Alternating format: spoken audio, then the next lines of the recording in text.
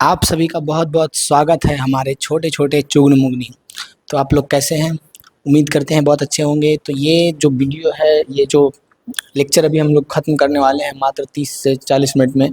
सबसे पहली बात तो आपको अच्छा से पता होना चाहिए, ये हमारे सिर्फ क्लास 9th के स्टूडेंट्स के लिए नहीं है, बल्कि ये उन स्टूडेंट्स के लिए भी है जो कोई कारणवश या कुछ भी हुआ हो जिसके कारण वो 9th के सिलेबस को कंप्लीट नहीं कर पाए हों और पहुंच गए हों 10th में। और 10th में जाने के बाद उनको एक अभाव खटकता हो कि क्लास 9th काश अच्छा से पढ़े होते तो आज बात कुछ और होता और अच्छा से हम लोग कॉन्सेप्ट को समझ पा रहे होते। अगर ऐसी बात है तो बिल्कुल सही जगह पे आए हैं। और आज हम लोग 9th क्लास के एक मज़ेदार टॉपिक चैप्टर जिसका नाम ब्रीथ है उसको ख़त्म करने वाले हैं, और वो भी मात्र 30 से 40 मिनट के अंदर। और हम जो भी लेक्चर लेते हैं या जो भी पढ़ाते हैं, खास करके स्टूडेंट्स को ये चीज़ ज़रूर फील करवाते हैं कि पढ़ाई उतना कठिन है नहीं जितना उसको बना दिया गया है। चाहे आप हमारे साइंस के वीडियो देख लें या चाहे मैथ के वीडियो को आप देख लें। देखिए, पहले के समय में क्या होता था कि पढ़ाई कुछ लोग ही करते थे और एक उच्च वर्ग के लोग ही करते थे। कहने का मतलब है कि सब लोग नहीं पढ़ सकता था और सब लोग नहीं पढ़ा सकता था। कुछ लोग ही पढ़ा सकते थे और कुछ लोग ही पढ़ सकते थे, अपना एक कैटेगरी था। तो इसीलिए क्या किया जाता था कि पढ़ाई को इतना टफ वर्ड में घुमा घुमा करके चीज़ों को समझाया जाता था कि लोग का दिमाग खराब हो जाता था कि अरे यार ये क्या है। लेकिन अब वही चीज़ आप फील कीजिएगा कि वो चीज़ रहा नहीं। अब एक छोटा से छोटा जो थोड़ा सा भी कुछ नहीं पढ़ा है वो भी अगर थोड़ा सा अपने पूरा एबिलिटी का 1% भी अगर लगा देगा ना, तो हर एक कॉन्सेप्ट को समझ पाएगा, पढ़ाई को समझ पाएगा। इतना आसान हम बना दिए। मतलब कि अगर कोई चीज़ है उसको आराम से हम लोग समझ सकते हैं। जैसे कि अभी हम लोग बहुत सारे चैप्टर पढ़ा रहे थे साइंस में 10th का, तो उसमें एक रिफ्लेक्शन ऑफ लाइट था, प्रकाश का परावर्तन था। तो उसको इस तरह से उसको जब परिभाषा देखते थे किताबों में या कोई कोई भी पब्लिकेशन हो या कोई भी टीचर पढ़ा रहा है, तो उसको इस तरह से बना दिया गया है कि जो एकदम 100% देगा वही समझ पाएगा कि इधर प्रकाश की किरण आपतित हुई फिर परावर्तन। अरे यार, उसको काहे दिमाग खराब कर रहा है? पहले उसको सिंपली तो समझाओ कि वो प्रोसेस क्या है। गेंद बैट तो सब खेला होगा, सब खेला है। दीवार पे बॉल तो सब फेंका होगा, सब फेंका है। तो ऐसे फेंकते हैं फटाक से, तो रिटर्न आता है ना। हाँ, टकरा करके बॉल रिटर्न आया ना, परावर्तन हुआ हुआ कि नहीं। तो इस तरह से बहुत मज़ेदार तरीक़े से आप साइंस को पढ़ाएंगे हम, मतलब कि एकदम अपनी भाषा में एकदम कि जो अपना 100% ना 1% भी अपना दीजिएगा ना एबिलिटी का, तब भी आप एक कॉन्सेप्ट को समझ पाइएगा। तो इस चीज़ को हम आगे लेकर के जाते हुए अपने रास्ता में चलते जा रहे हैं। और फिलहाल अब ये तो हो गई बातें, ताकि अब जाके 10th के साइंस भी हमारे से पढ़ सके। 10th के जो भी सब्जेक्ट हैं जितने अच्छे से पढ़ा रहे हैं आप देख सकें। अब 9th की बात करें तो 9th में हम लोग अभी मैथ पढ़ रहे थे। मैथ में बहुत मज़ेदार चैप्टर्स को हम लोग ख़त्म किए थे और मैथ मतलब एजी भैया रटते हुए आगे बढ़ रहे थे। आज हम लोग पीछे सबसे पहले कितने चैप्टर को ख़त्म कर लिए हैं? तो संख्या पद्धति, बहुपद, निर्देशांक ज्यामिति, दो चर रैखिक समीकरण, यूक्लिड की ज्यामिति का परिचय, रेखाएं एवं कोण, त्रिभुज, चतुर्भुज, समांतर चतुर्भुज और त्रिभुजों के क्षेत्रफल। देखिए, एक बात बताएं आपको, एक सीक्रेट बात है। कौन सी सीक्रेट बात है? ये आपको जो दिख रहा है ना 9 चैप्टर, ये हम अपलोड किए हैं 9 दिन में, लेकिन इसको पता है ख़त्म किए हैं मात्र 2 दिन में। 1 दिन भी कहिएगा तो चलेगा, लेकिन 2 दिन समझिए, 2 दिन में ख़त्म किए हैं इसको। एकदम रात को जग करके दिन में रिकॉर्डिंग कर करके टोटल मिला करके हमको लगता है ये कितना समय के अंतराल में ख़त्म किए अगर हम बोले तो ये टोटल 30 घंटा के अंदर हम ख़त्म किए हैं पूरा। ये पूरा यहाँ से यहाँ 30-30 मिनट, 40-40 मिनट, 1-1 घंटा का वीडियो बना बना करके, और एकदम ईजी वे में एकदम अच्छा से कॉन्सेप्ट आपको देते हुए। ऐसा ही नहीं कि हुआ वो यहाँ लूटते चले गए। तो यानी कि इस टोटल 9 चैप्टर को जो आप 9 महीने में पढ़ते, जो 9 चैप्टर को आप 9 महीने से और ज़्यादा समय में पढ़ते, क्वेश्चन प्रैक्टिस करते, अगर आप चाहिएगा तो इस 9 के बारे में पूरा अच्छा से डिटेल जानकारी हम तो 30 घंटा के अंदर बना करके आपको दे दिए। आप 9 दिन भी ले करके पढ़ सकते हैं, डेली एक वीडियो अगर देख लेते हैं तो। और देखने के बाद हम गारंटी देते हैं कि आप जिस भी टॉपिक को एक बार पढ़ लीजिएगा, उस टॉपिक से आपका एक भी क्वेश्चन नहीं छूटेगा, क्योंकि हम लोग 2 फेज़ में पढ़ रहे हैं। फेज़ 1 हमारा बेसिक से लेकर के क्वेश्चंस को उठा करके पूरा अच्छा से कंप्लीट करते हैं। फेज़ 2 को भी जाकर के आप जरूर देखिएगा, जिसमें हाई लेवल लेकर के जाएंगे। तो फेज़ 1 तो आपका कंप्लीट रहेगा, मतलब कि आप अच्छा खासा क्वेश्चन को प्रैक्टिस कर लीजिएगा। थोड़ा मोड़ा एक हाई लेवल का क्वेश्चन जो भी आपसे छूटेगा वो हम फेज़ 2 में वीडियो ला करके कंप्लीट कर देंगे। तो इतना करने के बाद हम लोग अब पहुँच गए हैं ब्रीथ में। समझ में आ रही है ना ये कितना समय में हम ख़त्म किए हैं? तो आप लोग भी उसी प्रकार से ख़त्म। जब हम इसको 30 घंटा के अंदर पूरा रिकॉर्डिंग करके आपको डाल सकते हैं, 1-1 घंटा का वीडियो, हाँ 30 घंटा के अंदर, तो अब तो इसको आराम से नहीं बता सकते। जैसे कि वन शॉट जब होता है तो कैसे टीचर लोग पढ़ाते हैं, एक ही दिन में पूरा। हाँ, तो उसमें क्या होता है कि वो क्वेश्चन प्रैक्टिस ज़्यादा करवाते हैं, बेसिक थोड़ा कम बताते हैं, क्वेश्चन प्रैक्टिस करवाते जा रहे हैं। लेकिन हम ऐसा ना कर करके उसी का अपोजिट ऐसा किए कि बेसिक को बताते गए और क्वेश्चंस बेसिक लेवल का ही बताते गए, है कि नहीं। तो आप इस तरह से चीज़ों को ऑनलाइन इतना अच्छा हो गया है कि चीज़ों को आप बहुत कम समय में बहुत ज़्यादा ग्रहण कर सकते हैं। हाँ, तो ये कोई बड़ी बात नहीं है जो हम बता रहे हैं कि 9 को 30 घंटा में कर लिए हैं। ये तो अभी के हर एक यूट्यूब टीचर को आप देखिएगा जो अच्छे पढ़ाने में मन लगा रहे हैं, लगन से पढ़ा रहे हैं, वो कंप्लीट कर रहे हैं बहुत सारे चैप्टर्स को बहुत कम से कम समय में। बस आप पढ़ पा रहे हैं या नहीं, आप चीज़ों को ग्रहण कर पा रहे हैं नहीं, आप एब्जॉर्ब कर पा रहे हैं या नहीं, ये आप पे डिपेंड करता है ना। तो आपके लिए बहुत अच्छा अपॉर्चुनिटी है कि आप इस जनरेशन में जन्मे हैं कि अभी आपके पास कम से कम समय में अधिक से अधिक चैप्टर कंप्लीट करने की, 1 से 2 बार 3 बार कंप्लीट करने का अपॉर्चुनिटी आपको मिला है। तो आज हम लोग वृत्त यानी सर्कल को पढ़ने वाले हैं और ये 9th में भी पढ़ना है और ये फिर जा करके 10th में भी पढ़ना है। वृत्त भी पढ़ना है 10th में, फिर वृत्त से संबंधित क्षेत्रफल भी पढ़ना है। तभी हम लोग बेसिक्स को देखेंगे, ज़्यादा हाई तो इसमें जाना है नहीं। उसके बाद रचनाएं पढ़ेंगे, हीरोन का सूत्र पढ़ेंगे, पृष्ठीय क्षेत्रफल आयतन पढ़ेंगे, सांख्यिकी पढ़ेंगे और प्रायिकता पढ़ेंगे। ये सारे चैप्टर्स हम लोग धीरे धीरे सारा कंप्लीट करेंगे। आज हम लोग समझते हैं कि क्या है ये। चलिए ज्यामिति के सबसे सुंदर आकार के बारे में समझते हैं जिसका नाम है सर्कल यानी कि वृत्त। अध्याय नंबर 10 है हमारा वृत्त, जिसको सर्कल्स बोलते हैं, कक्षा 9 संपूर्ण अध्याय इसमें हम लोग कंप्लीट करने वाले हैं। बस आपको पेशेंस रखना है, चीज़ों को समझना है, बारी बारी से देखना है। देखिए सबसे पहले जब आप वृत्त की बात करते हैं, सर्कल की बात करते हैं, तो क्या है सर्कल, सर्कल बना कैसे है, क्रिएट कैसे हुआ है। तो ये आप बहुत आसानी से एक भाषा में समझ सकते हैं कि सर्कल कैसे बना है। तो एक पॉइंट लिए बिंदु, हम लोग रेखा एवं कोण चैप्टर में बिंदु को पढ़ लिए हैं, बिंदु को समझ लिए हैं। तो बिंदु कैसे बनता है, तो ये लीजिए आप कोई पृष्ठ पे ऐसे टच कीजिए, तो ये जो क्रिएट हुआ इसको हम लोग बिंदु कह देते हैं। तो ये जो बिंदु क्रिएट हुआ इससे सर्कल का क्या लेना देना है। तो अगर हम लोग बेस पॉइंट की बात करें तो पूरा सर्कल का इस बिंदु से ही लेना देना है। अब बोलेंगे कैसे, कैसे हम समझाते हैं। पहले आप 2 मिनट सांस ले लीजिए, अपने कॉपी पेंसिल को निकाल लीजिए, कॉपी पेन, और एक छोटा सा नोट्स बनेगा, ज़्यादा पेज का तो बनेगा नहीं। और एक बार अगर आप बना लेते हैं तो आप रिवीजन करने में आपको बहुत आसानी होगा, जिसको आप पढ़ाना चाहते हैं उसको भी पढ़ा सकते हैं चीज़ों को।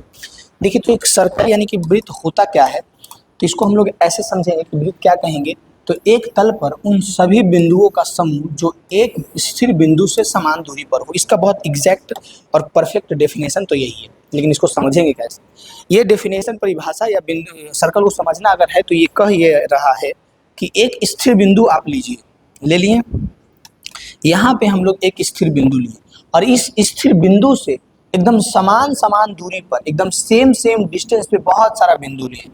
इस स्थिर बिंदु से एकदम सेम डिस्टेंस पर, एकदम सेम डिस्टेंस पर इस लाइन को आप देखिए जो कि इस वृत्त का परिमाप कहलाता है। ये लाइन को आप देखिए जो इस वृत्त का परिमाप कहलाता है। ये लाइन पे जितना भी बिंदु है सभी इस स्थिर बिंदु से समान दूरी पर। समझ रहे हैं बात को, बात बस यही है। इस परिमाप पे जितने भी बिंदु हैं ये सारा बिंदु इस बीच वाले ओ स्थिर बिंदु से समान दूरी पर है, सब एकदम सेम डिस्टेंस पे है। और वही जो डिस्टेंस, सेम डिस्टेंस पे सब बिंदु है उसी को हम लोग आर यानी कि त्रिज्या कहते हैं ना। ये हमारा त्रिज्या हो गया, ये हमारा त्रिज्या हो गया। क्या हो गया, ये हमारा त्रिज्या हो गया। समझ में आ रही है बात, बहुत आसान सा है, कुछ है नहीं ज़्यादा इसमें रॉकेट साइंस कि आपको दिक्कत हो।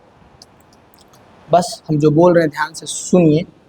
इस कोई पूछे कि वृत्त क्या है, कैसे समझाइएगा उसको, कैसे परिभाषित कीजिएगा, तो उसको सुंदर से बोलिएगा कि एक स्थिर बिंदु से, क्या एक बिंदु स्थिर बिंदु से ले लिए और फिर उस बिंदु से समान दूरी पर जब बहुत सारा बिंदु लिए हैं तो इससे जो एक रेखा बना है, बिंदु से मिल करके रेखा बना ना, तो उसी को हम लोग, उसी बनावट को हम लोग क्या कहते हैं, सर्कल यानी वृत्त कहते हैं।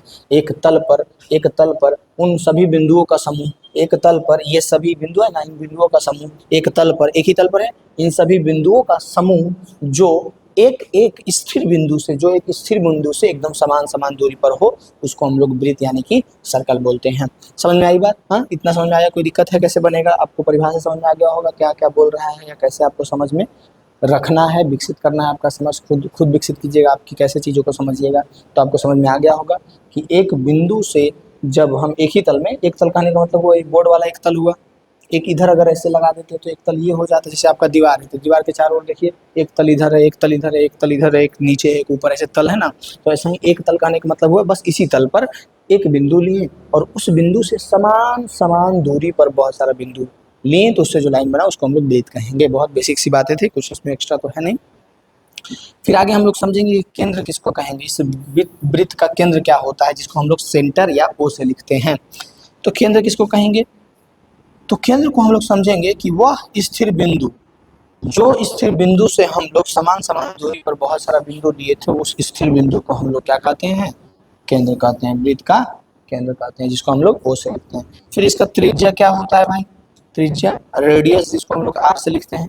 तो हम लोग जब केंद्र से वृत्त तक की निश्चित दूरी को हम लोग नापते हैं तो उसको हम लोग क्या कहते हैं, त्रिज्या कहते हैं। ये हमारा वृत्त, वृत्त का बाउंड्री लाइन है। बाउंड्री लाइन को जब हम लोग केंद्र से टच करवाते हैं तो वो जो दूरी है, वो जो लंबाई है, उसको हम लोग त्रिज्या कहते हैं। बहुत बेसिक सी बात है, कुछ एक्स्ट्रा तो है नहीं, आप समझ पा रहे होंगे कि क्या बोल रहे हैं। हाँ, कुछ एक्स्ट्रा है ना, नहीं। अब देखो समझो, हम लोग समझ गए त्रिज्या किसको कहते हैं, हम लोग समझ गए केंद्र किसको कहते हैं, और उससे भी पहले हम लोग समझ गए वृत्त किसको कहते हैं। तो ये हमारा सबसे इम्पोर्टेंट बेसिक पॉइंट था, जो आपको अगर समझ में नहीं आ रहा है तो मतलब वृत्त का सबसे निचला पैदान था, है ना, सबसे निचला। उसके बाद ऊपर हम लोग जितना भी आगे पढ़ेंगे उसमें कोई दिक्कत नहीं है, लेकिन सबसे नीचे अगर हम लोग जाते तो इससे नीचे हम लोग कहीं नहीं जा सकते, ये सबसे नीचे था, है ना, पूरा बेसिक। तो 9th में पढ़ रहे हैं तो हम लोग को तो बेसिक ही ना कंप्लीट करना है, तो वही हम करवा रहे हैं। अब दूसरी तीसरी बात आ गए हैं। दूसरी तीसरी बात क्या आ गया, जीवा क्या होता है, कोण, व्यास क्या होता है, डायमीटर क्या होता है। तो सबसे पहले हम लोग जीवा को समझेंगे, जीवा क्या होता है। जीवा हम लोग कैसे समझेंगे जीवा को, तो एक सर्कल आप ले लिए, एक सर्कल आप ले लिए, उस सर्कल में आप एक लाइन खींचिए और शर्त ये है कि लाइन को एक छोर से खींच करके दूसरे छोर पे मिला देना। मतलब ये जो हमारा बाउंड्री लाइन है उसमें एक जगह से दूसरी जगह बस मिला देना है, चाहे आप इतना छोटा क्यों ना मिलाए। देखिए इधर, चाहे आप इतना ही छोटा क्यों नहीं मिला दिए, ए बी पी क्यू और इसका नाम सी डी दे दिए, इतना ही छोटा क्यों ना आप मिला दिए हो, ये भी एक प्रकार का क्या है, जीवा ही है। यानी वृत्त में कहीं भी एक लाइन ऐसे खींच दो तो ई बाउंड्री से ऊ बाउंड्री को खाली टच करना चाहिए, तो उसको हम लोग क्या बोलते हैं, जीवा बोलते हैं। बात समझ में आई, क्या बोलते हैं उसको, जीवा बोलते हैं। जीवा किसको बोलेंगे, जब हम लोग कुछ नहीं करते हैं, एक सर्कल लेते हैं, उस सर्कल में इस बाउंड्री लाइन से उस बाउंड्री लाइन तक एक लाइन खींच दिए, जीवा कहलाएगा। अब जीवा ये भी कहलाएगा। अब एक बात और समझना है कि जब हम लोग केंद्र से एक कोई भी परिमाप के एक तल पे इस सर्कल के कोई भी एक बाउंड्री लाइन पे टच किए, किधर भी किसी भी डायरेक्शन में, जैसे इस केंद्र से इधर टच किए तो इसको हम लोग क्या बोलते थे, त्रिज्या बोलते थे। क्या बोलते थे, त्रिज्या। फिर इधर भी अगर हम लोग टच किए, इधर से ऐसे गए तो इसको हम लोग क्या बोलते थे, त्रिज्या बोलते थे। तो इधर भी इतना त्रिज्या, इधर भी इतना त्रिज्या, यानी त्रिज्या प्लस त्रिज्या, अगर दो त्रिज्या मिल जाए तो उससे जो बनता है उसको हम लोग व्यास बोलते हैं। क्या बोलते हैं, व्यास। और यहाँ से एक क्वेश्चन भी निकलता है कि कोई पूछे कि ये तो हम लोग यही काम कर रहे हैं कि बाउंड्री लाइन इधर से उधर टच कर रहे हैं, तो क्या ये व्यास भी कहलाएगा, सॉरी क्या ये जीवा भी कहलाएगा, बिल्कुल जीवा भी कहलाएगा। यानी कि सबसे पहले हमको समझना है जीवा किसको कहेंगे, तो बाउंड्री लाइन में इधर से उधर टच कर दिए वृत्त में, उसको हम लोग जीवा कह दिए।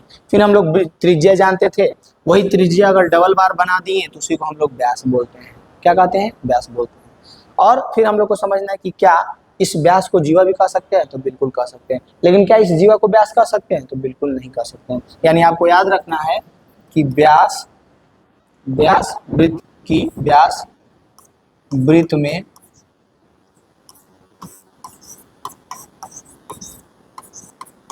जीवा भी कहलाता है। व्यास जो है वृत्त में जीवा भी कहलाता है, लेकिन जीवा व्यास नहीं कहलाता, लेकिन जीवा व्यास नहीं कहलाता। व्यास क्या होता है भाई, तो वह जीवा जो केंद्र से होकर गुजरता है। व्यास एक प्रकार का जीवा ही है, बस जो केंद्र से होकर गुजरेगा, इस लाइन, इस पॉइंट से, इस बिंदु से होकर गुजरेगा, उसको हम लोग व्यास बोलेंगे। या फिर हम लोग कह सकते हैं त्रिज्या के दुगनी को हम लोग व्यास बोलते हैं। यानी आपको अगर फॉर्मूला भी पूछ दे कि त्रिज्या बराबर क्या होगा, तो हम लोग बोल सकते हैं कि व्यास बाई 2 होगा। आर बराबर डायमीटर को डी से लिखते हैं तो इसको हम लोग डी बाई 2 लिख सकते हैं, या फिर इसी के अपोजिट डी बराबर 2r लिख सकते हैं। समझ में आ रहा है, यहाँ से फॉर्मूला भी बनता है।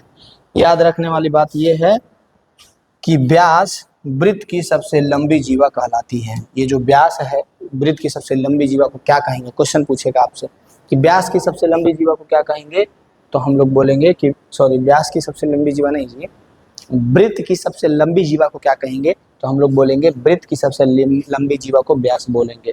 लॉन्गर कॉर्ड होती है जो व्यास के 2 गुना त्रिज्या के बराबर होती है। व्यास क्या होती है? त्रिज्या के 2 गुना के बराबर, त्रिज्या के 2 गुना के बराबर, जो कि यहाँ पे हम लोग लिख दिए। व्यास जो है वो 2r के बराबर होता है। अब देखो फिर से एक बार इस स्लाइड में हम लोग रिवाइज करेंगे कि क्या क्या चीज़ें हम लोग पढ़े हैं और क्या क्या याद रखना है। तो बहुत सिंपल वे में हम लोगों को एक चीज़ से याद रखना पड़ेगा, एक एक चीज़ कि सबसे पहले पूछेगा कि जीवा क्या है, तो वृत्त पर स्थिर किन्हीं 2 बिंदुओं को मिलाने वाली वृत्त के जो ये हमारा परिमाप है, जो हमारा बाउंड्री लाइन है, इस पर कोई भी 2 बिंदु को जब हम लोग मिलाएंगे, चाहे वो कितना भी छोटा क्यों ना हो, तो वो दोनों बिंदु को मिलाएं तो जो लाइन बना उसको हम लोग जीवा कहेंगे। और उसी लाइन को अगर हम लोग केंद्र से होकर गुजारेंगे तो उसको हम लोग व्यास कहेंगे। और वो व्यास का रिलेशन जो है त्रिज्या के साथ भी होता है।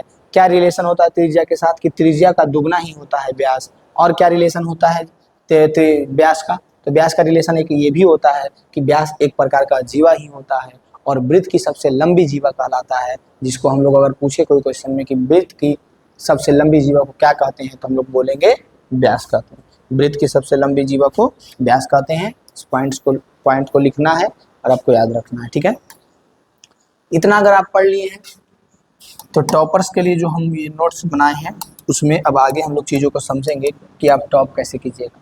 अब हम लोगों को समझना है आर्क क्या होता है, चाप क्या होता है, दीर्घ चाप, लघु चाप, उसके बाद अर्धवृत्त क्या होता है, सेमी सर्कल। ये 3 चीज़ हम लोगों को समझने वाले, 3 चीज़ हम लोग समझने वाले। देखिए तो आपको दिख रहा होगा बाउंड्री लाइन, तो ये जो छोटा वाला बाउंड्री लाइन अगर हम लोग ले लिए तो इसको हम लोग कहेंगे, इसको लघु चाप कहेंगे। क्या कहेंगे? लघु चाप। अगर उससे बड़ा एक और चाप ले, इसको हम लोग चाप कहेंगे। ऐसे चाप से तुम लोग चाप चलाया है, ऐसे करके ऐसे रख के से काटता है, उसको हम लोग चाप बोलते हैं ना, तो वही तो है। ये कहलाएगा हमारा लघु चाप, ये कहलाएगा हमारा दीर्घ चाप। और अगर हम लोग इस तरह से एक वृत्त बनाए हैं और एक हम लोग क्या बनाए हैं, व्यास बनाए हैं, और व्यास के एक तरफ के सर्कल को मिटा दिए, तो जो बचेगा उसको हम लोग अर्धवृत्त कहेंगे। उसको हम लोग क्या कहेंगे? अर्धवृत्त कहेंगे। देखिए इसी को हम परिभाषा में चाहते तो बड़ा बड़ा आपको अभी लिखवाते, बड़ा बड़ा आप कॉपी में लिखिएगा। अब उतना बड़ा बड़ा लिखने से क्या मतलब है, उतना जब आप आराम से चीज़ों को समझ पा रहे हैं तो आप एक बार समझ जाइएगा तो उसको खुद से भी बड़ा आप बना सकते हैं। मेन पॉइंट इसमें समझना। अगर आप एक बार समझ जाते हैं ना चीज़ों को, तो उसको जितना भी बड़ा हो सके आप खुद से बना लीजिएगा, आपको यकीन है। तो इसलिए यहाँ पे हम सिर्फ एक ही बात पे फोकस कर रहे हैं कि आप समझ पाएँ, है ना। फिर लिखना तो वो आपका काम हो जाएगा। यानी लघु चाप आपको समझ में आ गया, दीर्घ चाप समझ में आ गया। कुछ नहीं है, ये हमारा जो चाप लेते हैं केंद्र से, इसकी जो लंबाई है, ये जो हमारा बाउंड्री की लंबाई है, छोटा है तो लघु चाप और बड़ा है तो दीर्घ चाप। अर्धवृत्त किसको कहेंगे? तो हम लोग जब एक डायमीटर ले लिए, उस डायमीटर के एक ओर की सर्कल को रहने दिए, एक ओर को हम लोग मिटा दिए, तो बना जो अर्धवृत्त हो गया, सेमी सर्कल हो गया। इसी को परिभाषित के रूप में हम लोग ऐसे याद रखेंगे, आर्क यानी चाप वृत्त की परिधि का एक हिस्सा होता है। ये हमारा परिधि होता है ना जी, वृत्त की परिधि, ये वाला पीछे हटो, ये हमारा वृत्त की परिधि होता है ना, तो यही एक हिस्सा होता है चाप, जो कि 2 तरह का होता है। छोटा वाला को कहेंगे लघु चाप और बड़ा वाला को कहेंगे दीर्घ चाप, ठीक है। फिर हम लोग वही समझेंगे लघु चाप, मैंने ना छोटा हिस्सा को हम लोग लघु चाप कहते हैं, दीर्घ चाप बड़ा हिस्सा को हम लोग दीर्घ चाप कहते हैं। अर्धवृत्त सेमी सर्कल किसको कहते हैं?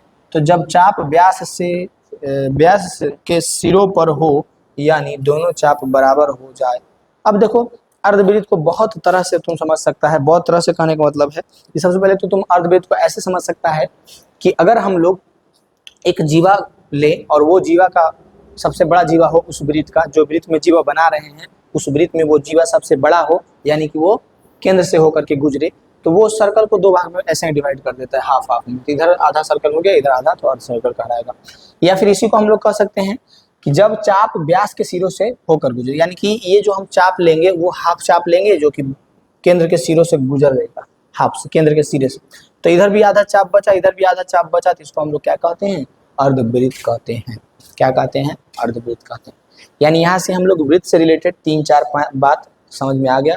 चाप किसको कहेंगे? चाप 2 तरह के होंगे, लघु चाप, दीर्घ चाप, वो किसको कहेंगे? उसके बाद अर्धवृत्त किसको कहेंगे। एक एक बहुत छोटा छोटा सा पॉइंट है, मुश्किल से 30 मिनट का वीडियो है ब्रदर, तुमको प्यार से देखना है, सुंदर से समझना है, और कोई भी पॉइंट ऐसा ना हो जो तुमसे छूटे, यही मेरा उम्मीद रहेगा।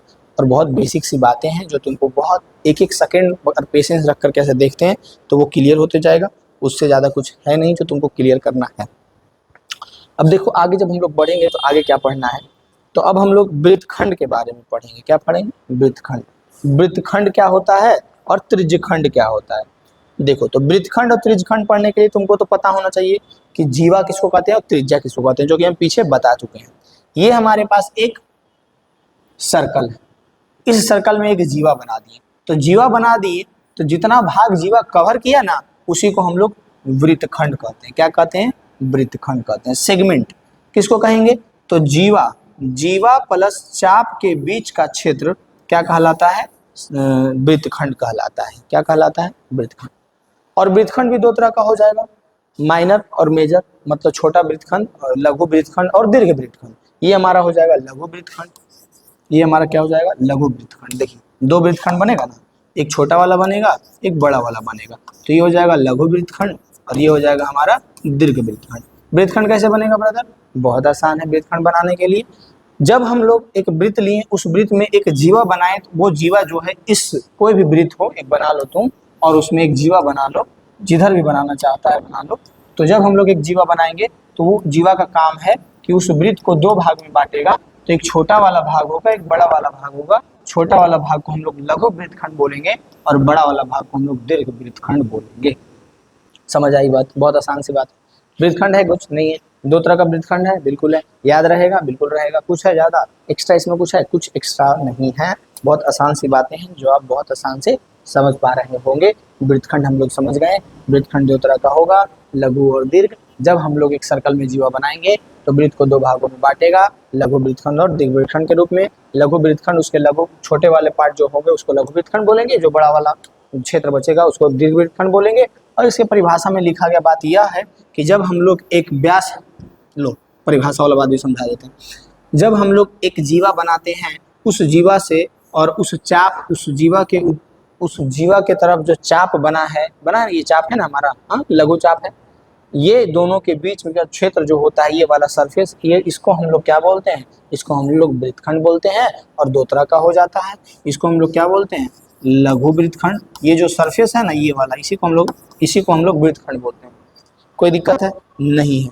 Pizza slice, sectors, cookie cut, segment. जैसे कि आप पिज्जा खाएं, कभी पिज्जा खाए होंगे, तो पिज्जा यू लिए, मान लो यार कि यही पिज्जा है, बहुत गरीबताई है, क्या करेगा, मानना तो पड़ेगा।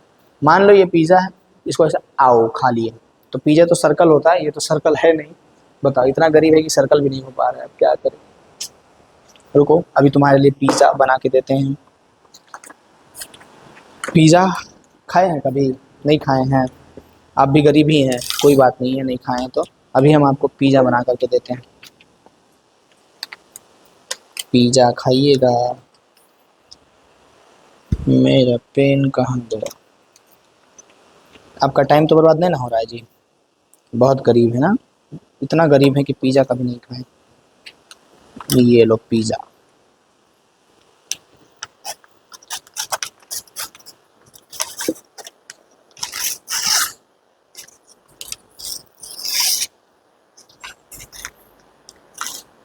टोटली सर्कल तो नहीं बन पाया, लेकिन जैसा बना वैसा ही बस समझने के लिए काफ़ी है। और दूसरी बात, आप कभी पिज़्ज़ा नहीं खाए हैं तो हम कोशिश कर रहे हैं कि आपको खिला दें, और क्या। ये लो पिज़्ज़ा, ये लो तुम्हारा पिज़्ज़ा, देख रहा है पिज़्ज़ा। अब देखो पिज़्ज़ा को मान लो ऐसे खाया, ओ तो इतना भाग कटा ना जी, इतना कटा, मारा एक, तो इतना बचा। ऐसा ही हुआ कि ऐसे था, कितना तुम खाया है, हाँ, तो इसको हम लोग क्या बोलेंगे। या फिर पिज़्ज़ा हो सकता है कोई स्टाइलिश में काटे, ये रहा चाकू, इसको मारा एक बार इधर से, एक बार मारा इधर से, कटा हुआ ही रहता है पिज़्ज़ा। आप देखे होंगे इस तरह से स्टाइल में ही कटा हुआ रहता है। तुम तो गरीब आदमी भाई देख रहे हैं, इसीलिए हम अंदाजे से बता रहे हैं, तुम तो है अमीर तो देखा होगा। तो ये वाला पार्ट जो होगा इसको हम लोग क्या बोलते हैं? त्रिज्यखंड बोलते हैं। और ये वाला पार्ट जो होता है उसको हम लोग वृत्तखंड बोलते हैं। बकवास हो गया, चलो कोई बात नहीं। अब देखो हम लोग ध्यान देते हैं अपने टॉपिक पे। दो टॉपिक था हमारा, पहला वृत्तखंड, दूसरा त्रिज्यखंड। वृत्तखंड तो समझ लिए, त्रिज्यखंड भी समझ लेंगे। त्रिज्यखंड कैसे समझेंगे? तो त्रिज्यखंड यानी सेक्टर। अभी अभी हम लोग पढ़े हैं कि जब एक जीवा बनाए, उस जीवा से वृत्त दो पार्ट में डिवाइड हो गया, एक को हम लोग वृत्तखंड बोल दिए, एक को हम लोग त्रिज्यखंड बोल दिए, सॉरी एक को हम लोग लघु वृत्तखंड बोल दिए, एक को हम लोग दीर्घ वृत्तखंड बोल दिए। लेकिन जब हम लोग एक सर्कल बनाए, उस सर्कल में दो त्रिज्या खींचे, किधर भी दो त्रिज्या खींच लो, किधर भी दो त्रिज्या, यहाँ से एक त्रिज्या, त्रिज्या दो त्रिज्या R1 और R2। R1 R2 कहने का मतलब ये नहीं कि दोनों का लंबाई अलग अलग होगा, सेम ही होता है लंबाई।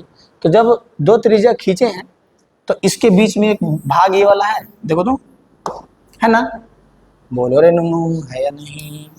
ये वाला भाग जो है इसको हम लोग बोलते हैं त्रिज्यखंड, जो कि लघु त्रिज्यखंड हो गया, ये हमारा लघु त्रिज्यखंड हो गया। और ठीक इसके बाद इधर जो बचा पार्ट बड़ा वाला, इसको हम लोग दीर्घ त्रिज्यखंड बोलेंगे। क्या बोलेंगे? दीर्घ। समझ में आ गया कि नहीं आ गया? हाँ, समझ में आ गया कि नहीं आ गया? अगर हम लोगों को समझना है इस बात को कि त्रिज्यखंड किसको कहते हैं, तो बस इतना आपको पता होना चाहिए कि एक वृत्त लिए, उस वृत्त में हम लोग दो त्रिज्या खींचे हैं। कितना त्रिज्या खींचे हैं? दो त्रिज्या। और वो दोनों त्रिज्या से एक पार्ट कटेगा। किसका? वृत्त का एक पार्ट कटेगा। और ये जो पार्ट है, इस टोटल पार्ट को हम लोग बोलेंगे त्रिज्यखंड। और त्रिज्यखंड दो बनेगा, एक बनेगा बड़ा वाला, ये जो है बड़ा वाला हो जाएगा, ये जो है छोटा वाला हो जाएगा। बड़ा वाला को दीर्घ त्रिज्यखंड बोलेंगे और छोटा वाला को लघु त्रिज्यखंड बोलेंगे। इतना हम लोगों को ज्यादा ऊंची उसको क्या बोलते हैं, ऊंची वर्ड्स में जाने की जरूरत ही नहीं, जब नॉर्मल हम लोग समझ पा रहे हैं। यानी दो त्रिज्याओं तथा चाप के बीच के क्षेत्र को हम लोग त्रिज्यखंड बोलते हैं। फिर से वही बात आ गया कि ये हमारा दो त्रिज्या है और ये हमारा चाप है, इसके बीच में ये वाला जो पार्ट है जिसको हम लोग अभी बोल सकते हैं पिज्जा, उसी को हम लोग बोलेंगे त्रिज्यखंड, जो कि दो तरह का होगा, लघु त्रिज्यखंड और दीर्घ त्रिज्यखंड। एकदम बेसिक से छोटी छोटी बातों को समझते जाना है। अगर आप क्लास 9th में हैं तो ये सारी बात आपका क्लियर होना चाहिए, ताकि जब आप 10th में जाए, 11th में जाए, तो टीचर आपको इस बात पे फोकस ना करे कि आपको यही समझाते रहे कि वृत्त में वृत्तखंड क्या होता है, वृत्त में त्रिज्यखंड क्या होता है। नहीं, वहाँ पे डायरेक्ट वो समझाएगा कि स्पर्श रेखा ये है और स्पर्श रेखा कितना खींचा जा सकता है, चीज़ों को अच्छा से डायरेक्ट बताएगा और क्वेश्चंस को प्रैक्टिस करवाएगा। लेकिन अभी हम लोग जब 9th में हैं तो समझना है एक एक चीज़ों को कि वृत्तखंड त्रिज्यखंड। अभी तक हम लोग क्या पढ़े हैं, फिर से एक बार रिवाइज कर लेते हैं। सबसे पहले हम लोग समझ गए कि वृत्त क्या है, फिर हम लोग समझ गए कि वृत्त का केंद्र क्या होता है, वृत्त का त्रिज्या क्या होता है, फिर हम लोग समझ गए कि वृत्त की जीवा क्या होती है, वृत्त की व्यास क्या होता है, फिर हम लोग समझ गए कि लघु चाप क्या होता है, दीर्घ चाप क्या होता है, अर्धवृत्त क्या होता है।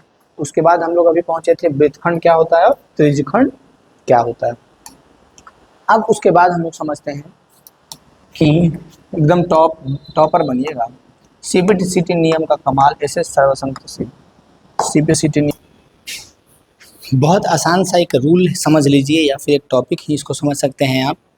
क्या है? बहुत आसान सा है, 10.1 पर में है 9th क्लास में, जो कि ये बताता है आपको कि वृत्त की बराबर जीवाएं केंद्र पर बराबर कोण बनाती है।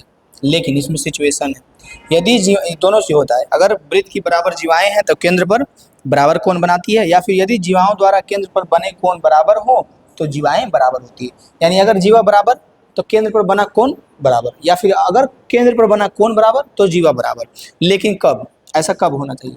ऐसा जब होना चाहिए जब आपको दिखे कि ये हमारा ए बी एक जीवा है, ये हमारा ए बी एक जीवा है, ए बी जो है सी डी के बराबर है, जब ए ओ बी भी सी ओ डी के बराबर है।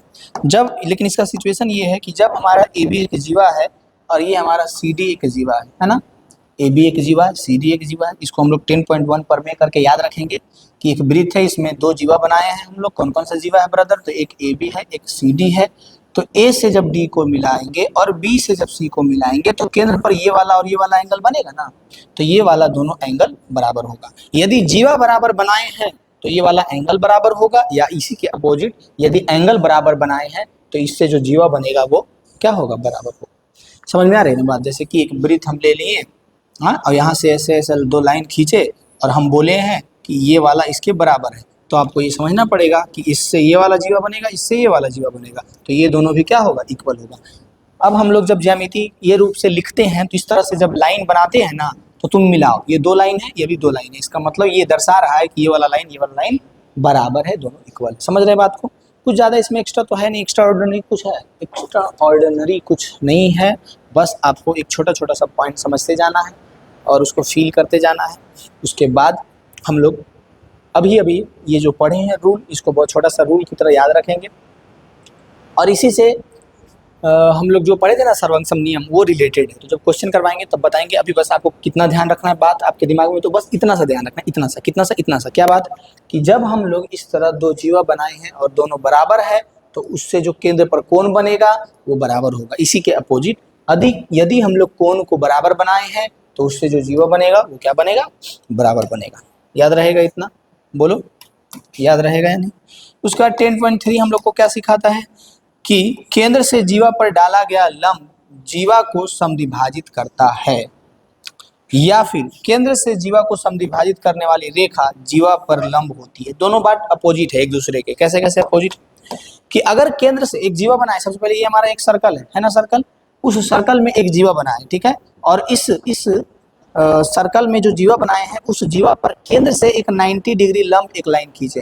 तो ये जो कह रहा है कि ये जो हम लोग लाइन खींचे हैं ना, ये दो भागों बराबर भागों में इसको बांटेगा। या फिर इसी के अपोजिट अगर हम लोग एक जीवा खींचे हैं और उस जीवा के मध्य बिंदु को अगर लिए हैं तो वो मध्य बिंदु को केंद्र से मिलाएंगे तो ये वाला कोण 90 डिग्री होगा। दोनों बात समझो, दोनों बात समझो, बहुत आसान सी बात है।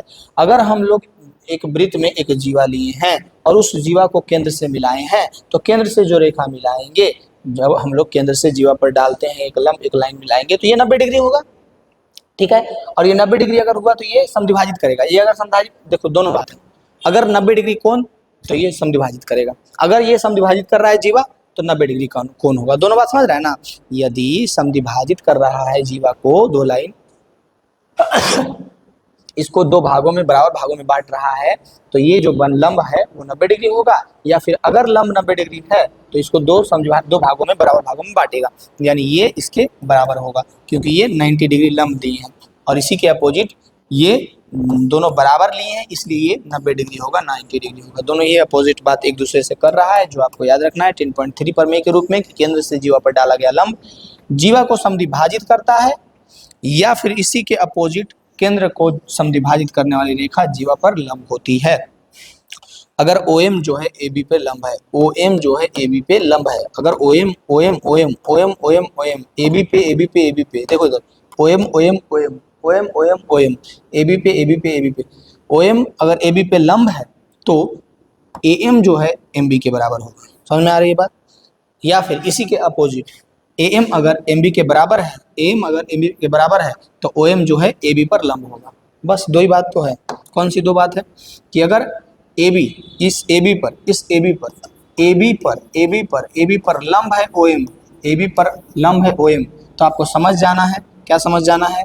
कि AM जो है वो BM के बराबर होगा। या फिर इसी के अपोजिट अगर AM जो है BM के बराबर है, AM जो है BM के बराबर है, तो आपको समझ जाना है कि AB पर लंब है OM। ये दोनों रूल हैं, ये इसका मैथमेटिकल वे है समझने का, और आपको समझ जाना है और इसको याद रखना है लंबे समय तक, ठीक है। अब आगे देखो, आगे क्या है? आगे हम लोगों को पढ़ना है नॉन कॉलिनियर पॉइंट्स, जिसको हम लोग कहते हैं असंरेखी बिंदु। क्या होता है, किसको कहते हैं असंरेखी बिंदु? असंरेखी बिंदु वे बिंदु जो एक सीधी रेखा में ना हो, उसको हम लोग असंरेखी बिंदु कहते हैं। दिए हुए तीन असंरेखी बिंदुओं से होकर जाने वाला एक और केवल एक अद्वितीय वृत्त होता है। असंरेखी बिंदु कह रहा है कि वे बिंदु जो एक सीधी रेखा में ना हो। अब बताओ, तीन बिंदु इसमें हम लोग बनाए हैं। अब इस तीन बिंदु को जब हम लोग ध्यान से देखेंगे तो इस तीनों बिंदु से होकर गुजरने वाला, यहाँ पे बहुत सारा वृत्त दिख रहा है आपको, चलिए बना देते हैं तो दिखेगा। बहुत सारा वृत्त आपको दिखना चाहिए। एक वृत्त ऐसे है, एक वृत्त ऐसे है, एक वृत्त ऐसे है, यानी तीनों बिंदु पर एक एक वृत्त हम लोग बनाए हैं। सबसे मोटा वाला वृत्त आपको दिख रहा होगा। तो असंरेखी बिंदु हम लोग उस बिंदु को कहते हैं जो एक ही रेखा पे ना हो, जो कि तीनों बिंदु एक ही रेखा पे नहीं है। अब इसको हम लोग कैसे समझेंगे? तो जब हम लोग इस पे तीनों बिंदु पर एक एक वृत्त बनाए हैं, तो आपको दिखेगा कि एक भी ऐसा कंडीशन ना हो जिस बिंदु को तीनों बिंदु को एक ही वृत्त मिला रहा हो। बस एक कंडीशन है, ये मोटा वाला, यही बात आपको समझाना चाह रहा है कि तीन असंरेखी बिंदु से होकर जाने वाला केवल एक अद्वितीय वृत्त होता है। यानी अगर हम लोग तीन असंरेखी बिंदु ले लिए, एक यहाँ पे ले लिए, एक यहाँ ले लिए, एक यहाँ ले लिए, तो उस तीनों पर जब हम लोग वृत्त बनाएंगे ना, तो केवल और केवल एक ऐसा वृत्त होगा जो उस तीनों असंरेखी बिंदु को मिलाएगा, उसके अलावा और कोई वृत्त नहीं होगा। ये पॉइंट आपको यही समझाना चाह रहा है, समझ में आई बात? बहुत इजी वे में एक से दो बार रिपीट कर लीजिए, अगर नहीं समझ में आया तो। हम बार बार यहाँ पे कितना बताएंगे, लेकिन आपको जब तक खुद से मेहनत नहीं कीजिएगा ना तब तक समझ में नहीं आएगा। ऑनलाइन पढ़ाई में यही है कि टीचर जैसे ऑफलाइन में क्या होता है ना, ऑफलाइन और ऑनलाइन में हम बताते हैं फ़ायदा ज़्यादा, स्टूडेंट को टाइम बचता है ऑनलाइन में, लेकिन और भी बहुत सारी चीज़ें हैं जो आपको एक्सेप्ट करना पड़ेगा, और हर एक टीचर को और हर एक स्टूडेंट को ये बात एक्सेप्ट करना पड़ेगा कि ऑफलाइन कोचिंग में ऐसा फील आता है कि 50% आप कोशिश कीजिए और 50% टीचर कोशिश करेगा, या फिर जहाँ तक ज़्यादातर होता है चांस तो 60% टीचर कोशिश करता है, 40% स्टूडेंट कोशिश करता है और काम हो जाता है, समझ में आ जाता है। लेकिन ऑनलाइन में क्या है कि आपको ज़्यादा से ज़्यादा 70 से 80% आपको कोशिश करना पड़ेगा, और टीचर को मात्र 10 से 20% से 30% तक कह सकते हैं टीचर प्रयास करता है। बाकी 70 से 80% स्टूडेंट को ही कोशिश करना पड़ेगा समझने की, तभी समझ पाएगा। ऑनलाइन में एक ये हमारा हमको लगता है कि क्या बोलते हैं उसको, खराबी कह सकते हैं, खराबी नहीं कह सकते हैं, जो पढ़ने वाला स्टूडेंट है वो करता ही है कोशिश। फ़ायदा क्या है? फ़ायदा ये है कम समय में आप ज़्यादा टॉपिक्स को अगर पढ़ना चाहते हैं पढ़ सकते हैं। अब चीज़ों को जो पहाड़ बन गया है उसको आप बहुत बेहतरीन तरीके से समझ सकते हैं, बहुत आसान से समझ सकते हैं, बहुत कम समय में। ये सब कुछ तो कोई भी चीज़ है तो उसका जितना फ़ायदा है उतना नुकसान भी होता है। जैसे फ़ोन ही आपके हाथ में है तो उस फ़ोन का जितना फ़ायदा है उससे ज़्यादा नुकसान भी। अब डिपेंड आप पे करता है कि आप फ़ायदा के लिए यूज़ कर रहे हैं या फिर नुकसान के लिए यूज़ कर रहे हैं, तो आप पे डिपेंड करेगा ना। अब इसी बात को हम लोग समझते हुए आगे बढ़ेंगे। असंरेखी बिंदु समझ गए, इससे जो एक पॉइंट था ये समझ गए। आगे हम लोगों को क्या समझना है? दूरी का अर्थ, किसी बिंदु से रेखा पर खींचे गए लंब। दूरी का अर्थ क्या होता है इसमें, चलो समझते हैं दूरी का अर्थ क्या होता है। तो किसी बिंदु से रेखा पर खींचे गए लंब की न्यूनतम लंबाई। कह रहा है कि कोई बिंदु से जब हम रेखा पर खींचते हैं लंब तो उसका जो न्यूनतम लंबाई है उसको हम लोग दूरी कहते हैं। एक वृत्त की बराबर जीवाएं केंद्र से समान दूरी पर होती है। मतलब कि बहुत इजी वे में आप समझ जाइएगा, मतलब कि एक वृत्त है हमारे पास, उस वृत्त में दो जीवा बनाओ, चाहे तुम जिधर भी बनाओ दोनों जीवा, चाहे तुम दोनों जीवा जिधर भी बनाओ, लेकिन लेकिन लेकिन बस कंडीशन ये है कि जो तुम वृत्त बनाया है उसमें जो दो जीवा बनाया है उसको अगर बराबर करते हैं, क्या कहता है, एक वृत्त में किसी बराबर जीवा केंद्र से समान दूरी पर होती है। अगर उस जीवा को हम लोग किसी भी तरह से बराबर करते हैं, यानी दोनों जीवा बराबर होगा तो कंफर्म है कि वो बराबर जीवा केंद्र से समान दूरी पर होगा। समझ आ रही बात ये है कि एक वृत्त है, उस वृत्त में दो जीवा तुम बनाओ और वो दोनों जीवा एकदम समान होना चाहिए, बराबर होना चाहिए। वो दोनों जीवा क्या होना चाहिए? एकदम समान बराबर होना चाहिए। तो आपको ये बताता है कि जब आप वो दो जीवा बराबर बनाइएगा ना, तो वो दोनों जीवा जब आप बराबर बनाइएगा तो वो दोनों जीवा केंद्र से, आपको याद रखना है बहुत आसान से, कि जब एक वृत्त लिए उस वृत्त में दो बराबर जीवा बनाएं तो उस दो बराबर जीवा को जब हम लोग केंद्र से नापेंगे तो वो वाला डिस्टेंस भी क्या होगा? बराबर होगा। ये पॉइंट आपको यही बोल रहा है। या फिर इसी का विलोम हम लोग ऐसे समझ सकते हैं, इसी के अपोजिट से, कि केंद्र से समदूरस्थ जीवाएं लंबाई में बराबर होती है। कि अगर केंद्र से समान दूरी पर दो जीवा बनाए, चाहे जिधर भी, केंद्र से समान दूरी पर दो जीवा बनाए हैं तो वो दोनों जीवा बराबर होगा। या फिर दो जीवा अगर हम लोग बराबर बनाए हैं तो केंद्र से समान दूरी पर होगा। दोनों एक दूसरे के अपोजिट बातें हैं जो कि आपको याद रखना है, याद रहेगा। अगर हम लोग दो जीवा बराबर बनाते हैं तो उसका दूरी केंद्र से समान होगा, या इसी के अपोजिट अगर केंद्र से समान दूरी पर दो जीवा बनाते हैं तो वो दोनों जीवा बराबर होगा। बस इतना ही हम लोग को तो समझना है। हम बराबर तुम बराबर हम, ऐसा करके हम लोग समझते थे। अब क्या समझना है? अब हम लोग समझना है जिसको हम लोग द 2x रूल कह सकते हैं। क्या है 2x रूल? कहता है किसी चाप द्वारा केंद्र पर आंतरिक कोण वृत्त के शेष भाग से किसी बिंदु पर आंतरिक कोण का दोगुना होता है। बहुत आसान है, बहुत आसान है। कहता है ना कि अगर एक वृत्त लिए हम उस वृत्त में एक चाप ऐसे लिए, ये वाला चाप लिए ना, ये वाला चाप देखो, इसको हम लोग कह सकते हैं त्रिज्यखंड। तो ये हमारा केंद्र है, ये हमारा चाप है, और इस चाप से जो इस केंद्र पर कोण बनेगा, इस चाप पे जो इस केंद्र से कोण बनेगा और फिर जब इसी चाप से हम लोग वृत्त के एक और बिंदु पर जब कोण बनाएंगे तो कहता है कि ये वाला जो एंगल है इसका आधा होगा, या इसी के अपोजिट ये वाला एंगल जो है इसका दोगुना होगा। याद रहेगा। यानी अगर आप एक वृत्त बनाएं, उस वृत्त में आप क्या किए, एक चाप लिए, ये हमारा चाप हो गया। उस वृत्त में आप एक चाप लिए, उस चाप से वृत्त के इस बाउंड्री लाइन पर एक एंगल बन रहा है। अगर उस एंगल को हम लोग जानना चाहें कि कितना होगा, तो ये एंगल जो है इसका आधा होगा, या फिर ये एंगल जो है इसका दोगुना होगा। ये हम लोगों को समझना है। किसी चाप द्वारा केंद्र पर आंतरिक कोण वृत्त के शेष भाग से किसी बिंदु पर आंतरिक कोण के दोगुना होता है। यानी POQ जो है वो 2PAQ के बराबर है। ये वाला एंगल जो है इसके दोगुना के बराबर है। बहुत इजी वे में आप समझ पा रहे होंगे इस बात को कि कुछ ज़्यादा इसमें रॉकेट साइंस यूज नहीं हो रहा है जो आपको समझ में नहीं आएगा। और अब तो ऐसा टाइम है कि रॉकेट साइंस भी बहुत, ये वाला मिसाल ही गलत हो गया कि रॉकेट साइंस है जो तुमको समझ में नहीं आ रहा है। अब तो रॉकेट साइंस भी बहुत आसानी से समझ में आ जाता है ना, जो पढ़ना चाहेगा उसको। तो देखो ये हमारा आसान सा चीज़ था जो हम लोग समझ गए हैं। अब हम लोग अगले टॉपिक की ओर बढ़ेंगे। अगला टॉपिक हमारा क्या है, बहुत आसान सा अगला टॉपिक है। अगला टॉपिक है कि विशेष नियम। कौन सा नियम है? अर्धवृत्त का कोण हमेशा समकोण होता है। क्यों? क्योंकि केंद्र पर 180 डिग्री सीधी रेखा बनती है, इसलिए अनुसार परिधि इसका आधा हाफ। देखो कह रहा है ना कि ये हमारा अर्धवृत्त तो अर्धवृत्त में मानो एक एंगल बनाए हम लोग। ये देखो ऐसे, यहाँ से A से C एक लाइन लिए और C से B ऐसे दोनों को कोना को मिलाएं।